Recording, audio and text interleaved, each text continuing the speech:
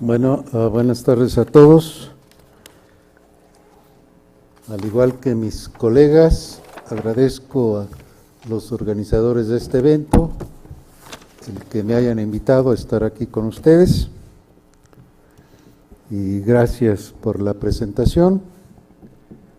De hecho, qué bueno que fue muy breve. Cuando me preguntan qué deben decir, yo soy muy sencillo. Decir que tengo más de 45 años de trabajar en la UNAM, que ya tengo número de inventario y que formo parte del patrimonio universitario. Y eso es más que suficiente. Después, mi presentación pues va a ser muy sencilla. En la primera parte, solo unos antecedentes sobre temas que ustedes conocen muy bien. Y en la parte final les voy a presentar una imagen que debe ser motivo de profunda reflexión de parte de la industria farmacéutica, de parte de los educadores médicos, de parte de los pacientes y de parte de todos aquellos que de alguna manera formamos el equipo de salud.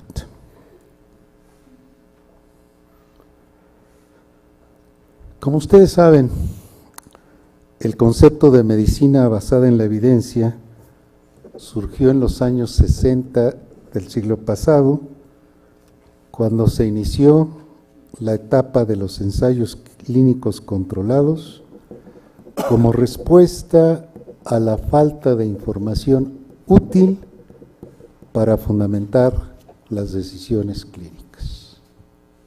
No es muy lejana la fecha. Época en que hubo dos publicaciones muy interesantes que señalaban precisamente eso. La primera de ellas, de alguien que se volvió muy famoso después, un epidemiólogo inglés, Archie Cochrane, que señaló que la calidad de la atención médica era muy diferente de un hospital a otro, de una ciudad a otra, y que ello dependía pues de la información médica útil que se manejaba en aquella época. Poco más adelante, un investigador, ahora de Ontario, en Canadá, señaló que muchas de las decisiones clínicas no tenían fundamento. Todas dependían de la experiencia personal. Y fue un poco más adelante cuando un investigador de la Universidad de Duke, David Eddy, revisó el problema, coincidió con estas publicaciones previas y puso por escrito por primera vez en la literatura la importancia de la práctica de la medicina basada en la evidencia o en las evidencias.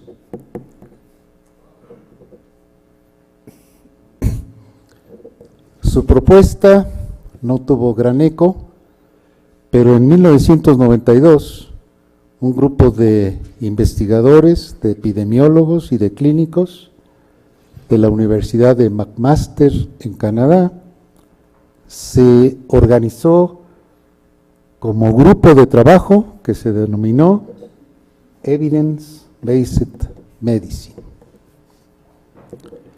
Ellos señalaron lo que está aquí en esta transparencia.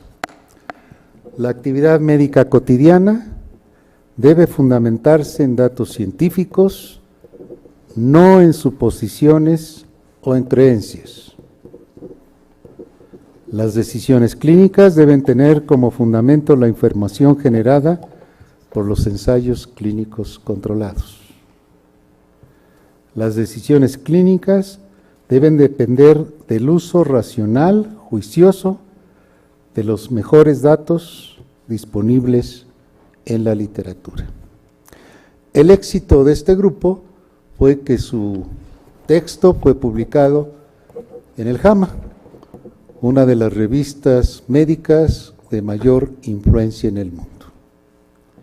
El impacto de esta comunicación fue de nivel mundial y recibió muchas críticas, entre otras porque hacían ver que los médicos tenían que revisar los ensayos clínicos controlados para tomar sus decisiones, cosa que es prácticamente imposible, y la otra, que hicieron a un lado el expertise que se adquiere viendo pacientes en el hospital y en el consultorio.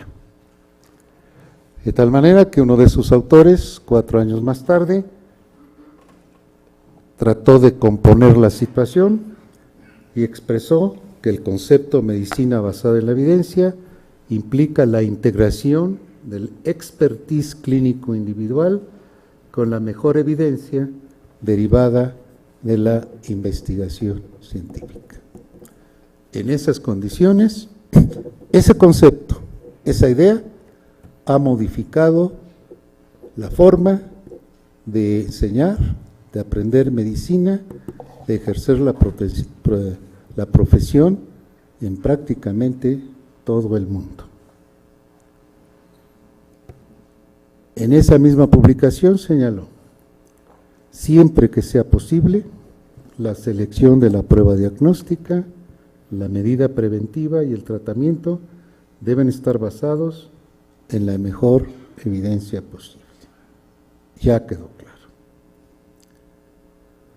Con relación a la terapéutica, que es el tema de esta sesión, el concepto de medicina basada en la evidencia implica que la prescripción debe estar respaldada por las fuentes de información académica más serias y de mayor prestigio, no en suposiciones, no en creencias, no en anécdotas, no en textos comerciales.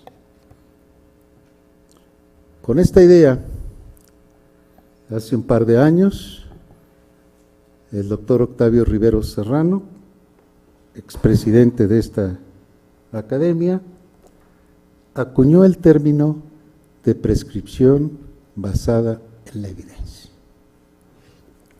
Me lo comentó, me agradó, me parecía que superaba al anterior en el ámbito del tratamiento farmacológico. En una publicación yo expandí este término y, siguiendo esa idea, postulé que es posible mejorar la calidad de la prescripción, favorecer el uso de los tratamientos bien probados, impulsar la evaluación formal de los tratamientos cuando hay un grado razonable de incertidumbre acerca de sus méritos y, lo que también es importante, eliminar los tratamientos inefectivos o peligrosos. La pregunta es: ¿cuál es la evidencia que fundamenta el uso de las sustancias químicas en el tratamiento de las enfermedades? Ahora hablo de la industria farmacéutica. Durante años, todos sabemos que el desarrollo de nuevos medicamentos es un proceso muy complejo que implica estudios muy variados en animales de laboratorio primero y en seres humanos después, que es un proceso muy prolongado, que cada nueva molécula puede tardar para ser aprobada para uso clínico de 8 a 10 años, y que es un proceso muy costoso. Las últimas cifras que yo escuché de la industria farmacéutica es entre 800 y 1,000 millones de dólares. Hasta ahí coincido plenamente, pero hago la primera acotación. Estas cifras, esta complejidad, el tiempo requerido y el costo de desarrollo solo aplica a productos innovadores. No aplican a derivados, no aplican a análogos. Este proceso implica investigación química, investigación preclínica e investigación clínica. La parte química tiene como propósito diseño y síntesis de moléculas estructuralmente originales, modificación de moléculas conocidas, que durante los últimos años ha sido lo más frecuente, síntesis de moléculas semejantes a los productos endógenos, por las razones que ustedes conocen, y el estudio de productos naturales. Este es el esquema que todos conocen, este es el esquema que yo domino, dado que desde mis inicios como investigador hace más de 45 años me he dedicado al desarrollo de medicamentos. No hay ninguna novedad para ustedes, solo alguna acotación. Farmacología preclínica, que ha sido mi tema durante años, implica, en los términos promedio que señala la industria, que si se prueban 10,000 sustancias químicas, la mayor parte de ellas son descartadas porque no tienen un efecto biológico útil, porque tienen efectos tóxicos, porque no representan ninguna ventaja sobre los productos disponibles.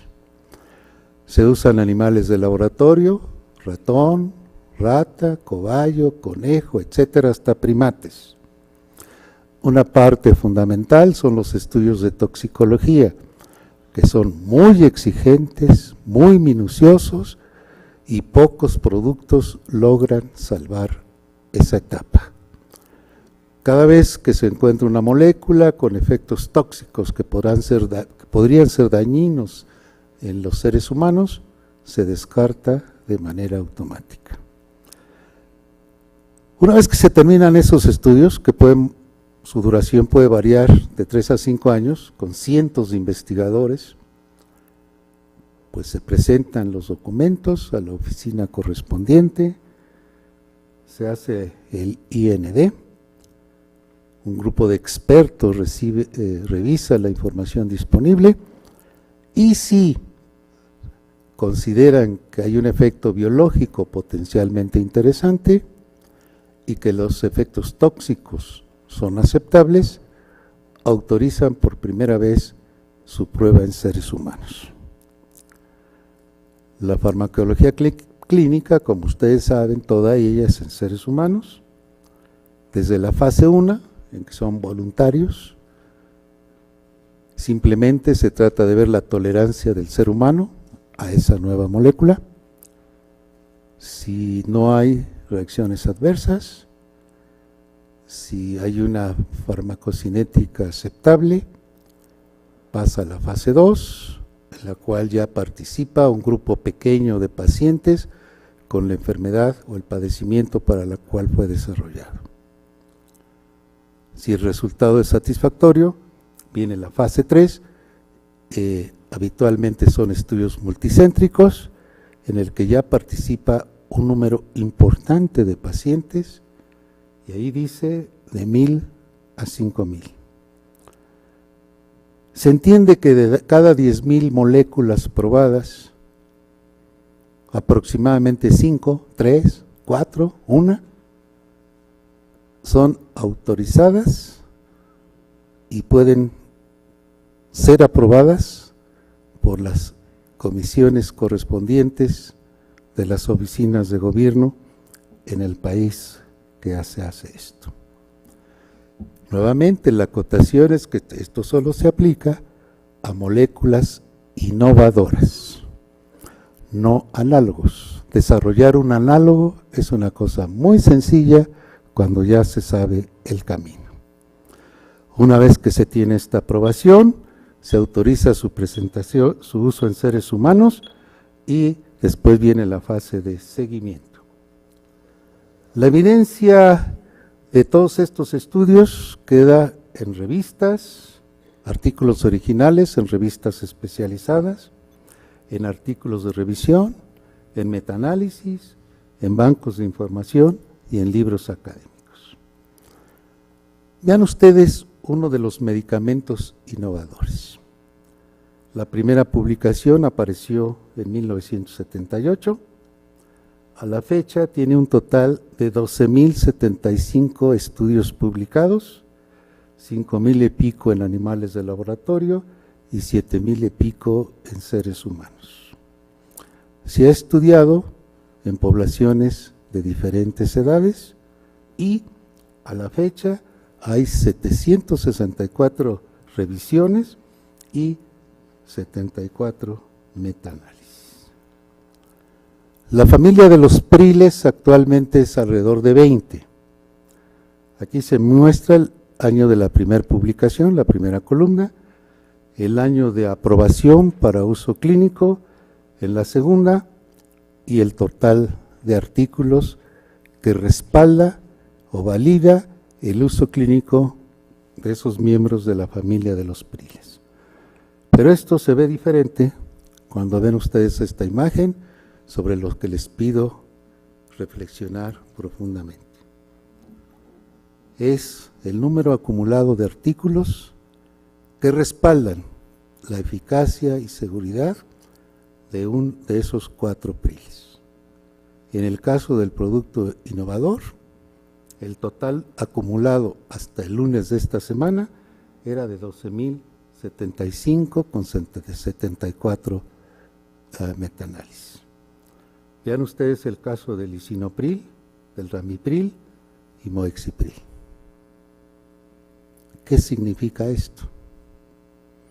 Significa que los datos que dan esos metaanálisis es que ninguno de los análogos del captopril es más eficaz o más seguro. Sigue siendo el fármaco de elección. Las diferencias en los priles son de carácter farmacocinético, pero ninguno de ellos lo supera en eficacia. Algunos son más potentes, pero la potencia no significa nada desde el punto de vista terapéutico. A estos fármacos innovadores, porque se repite prácticamente en cualquier grupo, nosotros los llamamos prototipos terapéuticos. Concluyo señalando que desde hace más de 25 años el Departamento de Farmacología de la Facultad de Medicina sigue este camino. La primera obra, el BAM, fue editada en 1985 y apuntaba en esa dirección. La segunda obra, la guía, habla de prototipos terapéuticos, es decir, el fármaco más eficaz, más seguro y más estudiado. Habitualmente es el innovador, no los análogos. Finalmente, el libro que editamos el año pasado se llama Prescripción basada en la evidencia, que sigue esta filosofía. Simultáneamente, desde el año pasado, estamos impartiendo un diplomado que se llama Prescripción basada en la evidencia, en que los alumnos son finalmente entrenados para que su decisión del fármaco que van a usar esté basado en los resultados de los metaanálisis publicados en las revistas más prestigiadas y de mayor impacto. Desgraciadamente, la enseñanza de la farmacología sigue teniendo la influencia del Goodman y Gilman, un libro extraordinario, cuya primera edición en 1940-41, pero cuyo enfoque ya no corresponde a estos tiempos. Nuestra propuesta es que la enseñanza se centre en los fármacos innovadores que son prototipo terapéutico y son los fármacos que los metaanálisis determinan una eficacia, mayor eficacia, más seguridad y, en consecuencia, en la mayor parte de los casos, son los más económicos. Gracias.